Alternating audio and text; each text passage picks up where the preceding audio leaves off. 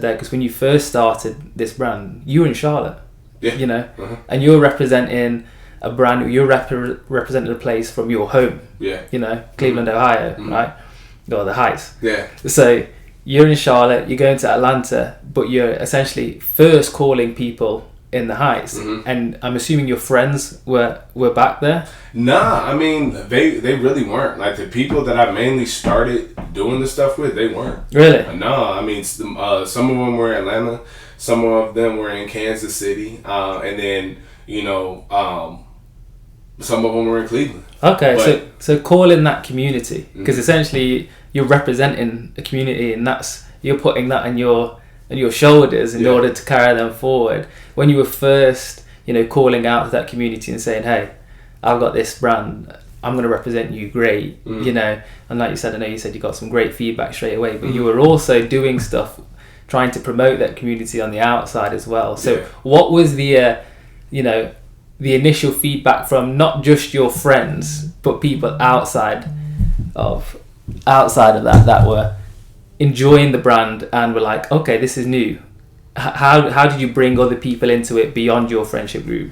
I think that initially it was easier than it was as time went on, because when I first did it wasn't many people doing that, especially where I'm from, whether it was having brands or starting businesses, and obviously it was an uphill battle, I would say, trying to galvanize those people from so far away, because I wasn't at home. Now I do believe that the world's a lot smaller with social media, and we're all a click away from being in somebody's backyard, but just coming from a culture where that wasn't the norm. Like when you're in Atlanta, everybody in Atlanta kind of supports everybody from Atlanta. You know what I mean? They want to see those people win. And when you're within your community, people want to uplift you within your community. I think that with me being outside of the community, initially it was like, my friends would do it, but I think that it took time.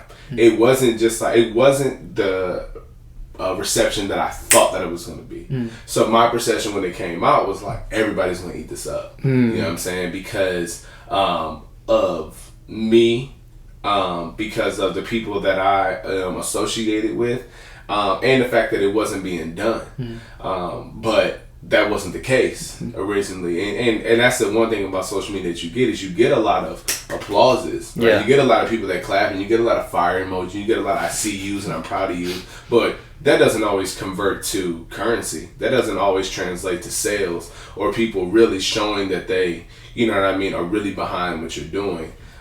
So with that being the case, I recognize that being far away, and really the turning point in it was when I actually moved to Atlanta to go full-fledged with it, and I spent 18 to 20 hours a day just like trying to figure out this brand, just trying to figure out how I wanted to do this, the direction I wanted to go, the many different levels of it I could have. And I was watching this documentary called Rapture that was on Netflix, and Dave East's episode, who's a rapper out of Harlem, his episode on there, he kind of talks about like when he had got out of jail and then he wanted to start rapping. He was a former college basketball player, and he went to jail and wanted to start rapping, but he couldn't rap from where he was. He said he was like, I had to go back to Harlem. Like I had to go back to where I was from. I had to get back into that space to be able to create the music that I want to basically be received from the message I'm trying to send. And I watched that episode. And I was in my friend's house in Atlanta, and I called my mom, and I was like, hey, like, I'm down here, like, would you be cool if I just came up to Cleveland for about a month and a half just to, like, push this brand? Because I feel like I have to be in Cleveland in order to do this. And then that's when I would say that the birth of Homebred was really born. Because I was actually able to go home. I was actually able to have a street team with me and my friends going places, and everybody wearing Heights tees, and being able to have my first pop-up shop and having people come, through. So that's when I say that the birth came, when I actually went home. So it was a lot harder from a distance just trying to push things out, because the world is busy. Absolutely. Yeah, the world is busy. So you're a double tap. Once again, it doesn't convert to currency. It's two different things. And that's the thing, and I mean, me and with Easy and being from England, being in America all the time, when you're trying to relay a brand, it's exactly that thing. Yeah. You're translating things over social media, and people say, "Oh yeah, man, I like what you're doing. I'm following what you're doing." But where is that conversion? What's good people? If you enjoyed that, then listen to the full episode over in your favourite podcast streaming service. Or for more clips, just continue to explore the channel. Keep it easy.